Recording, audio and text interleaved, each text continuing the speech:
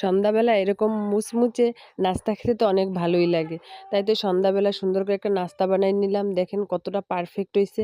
আর কি দিয়ে বানাইলাম অবশ্যই আপনাদের পুরা রেসিপিটা দেখাবো। আপনারা অবশ্যই বাসায় ট্রাই করে দেখবেন। আর আমার মেয়ে তো খাইতে আছে বরাবরের মতো আমার মেয়েরই দিয়ে ১ম ট্রাই করাই যেকোনো রেসিপি। আমার মেয়ে তো বলতে আছে অনেক মজা হইছে।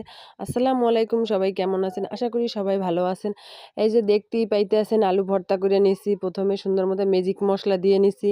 তারপরে পেঁয়াজ কুচি, কাঁচামরিচ কুচি, মোটামুটি যেরকম আলু ভর্তা বানানো হয় সেরকমই সুন্দর করে বানাই নিছি। হাতের সাহায্যে সুন্দর করে একালে মাখা করে নিতে হইবে। এরপরে সুন্দর করে বানামু। এর ভিতরে আলু ভর্তা মাখাটা যত ভালো হইবে আর ততই মজা লাগবে এই নাস্তাটা। এই নাস্তাটা সুন্দর করে একটা ডো বানাই নিলাম নাস্তাটা বানানোর জন্য আলু ভর্তা দিয়া। এরপর এটা সাইডে রাইখা দেবো। এরপরে হাতে হালকা একটু তেল মালিশ করে নিতে হইবে।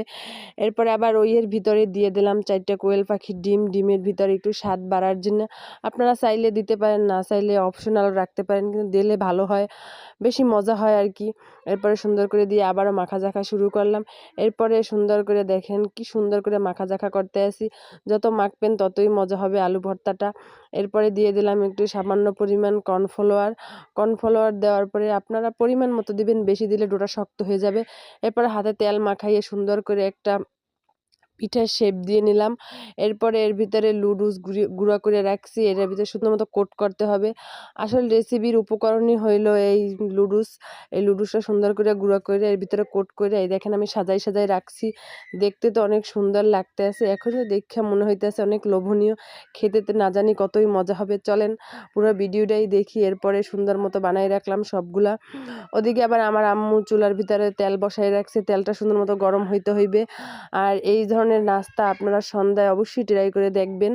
এরপরে সুন্দর করে তেল গরম হওয়ার পর একটা করে দিয়ে দিলাম।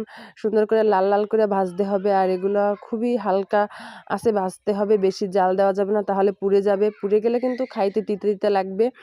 এরপরে সুন্দর করে আমি হালকা আঁচে একবারে লাল করে ভাজে নিলাম। দেখেন কতটা পারফেক্ট হয়েছে, দেখে তো অনেক লোভনীয় লাগতেছে। এরপরে সস দিয়ে এটাকে পরিবেশন করতে হবে। সস না হলে কিন্তু হবেই না, কারণ সসই এটার মজা বাড়াই তোলে। এরপরে আমার মেয়ের কাছে নিয়ে গেলাম। কতটা পারফেক্ট হয়েছে দেখেন। আমার মেয়ে এবার রিভিউ দেবে। আর আমার মেয়ে তো বরাবরের মতো সব ধরনের নাস্তা পছন্দ করে। আর ওকে দিয়েই ট্রাই করাই, রিভিউ শুনি। এবার আপনারাও শোনেন আমার মেয়ে কি বলে আর দেখেন আমার মেয়ের রিয়াকশন। ঝাল মজাই লাগতে আছে। সন্ধ্যাবেলা এরকম মুচমুচে নাস্তা খেতে তো অনেক ভালোই লাগে। তাই তো সন্ধ্যাবেলা সুন্দর করে একটা নাস্তা বানাই নিলাম। দেখেন কতটা পারফেক্ট হইছে। আর কি দিয়ে বানাইলাম অবশ্যই আপনাদের পুরো রেসিপিটা দেখাবো।